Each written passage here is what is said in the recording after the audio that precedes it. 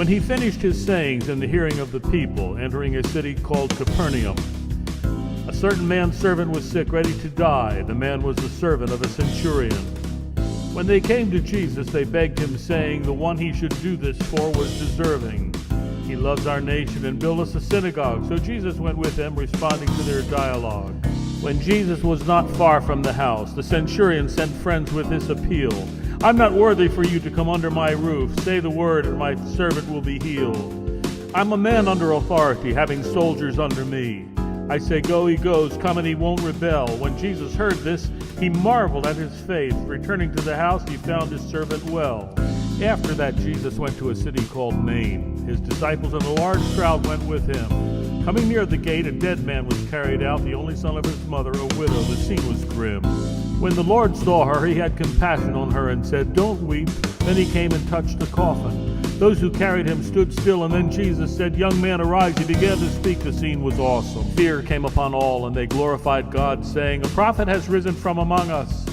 God visited his people, and the report went out throughout Judea and all the surrounding places. The disciples of John reported all things to him. John sent two of them to Jesus, asking, are you the coming one, or do we look for another?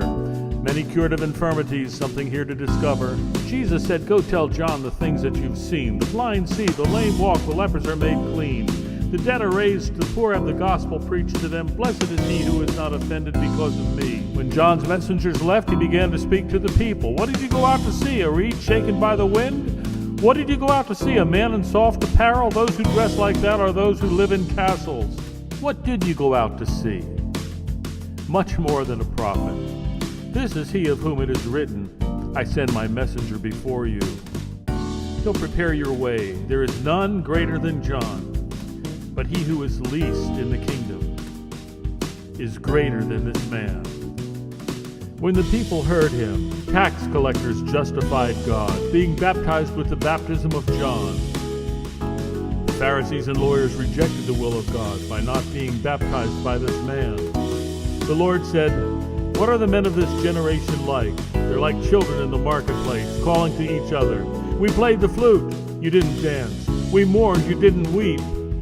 But wisdom is justified by her children. A Pharisee asked Jesus if he would eat with him. Going to his house, he sat down eating. A woman in the city, knowing Jesus was at the table, brought a flask of fragrant oil, stood behind him weeping. She began to wash his feet with her tears, wiped them with the hair of her head. She kissed his feet and anointed them with oil. The Pharisee thought to himself, this woman is a sinner. Jesus said to him, Simon, I have something to say to you. So Simon said, Teacher, say on. A creditor had two debtors. One owed 500, another 50.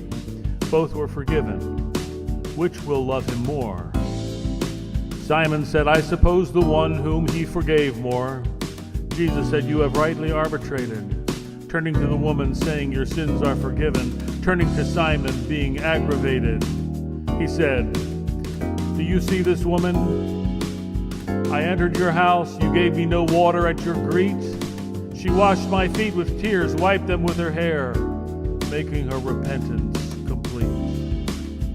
You gave me no kiss since the time I came in. You didn't anoint my head with oil or such.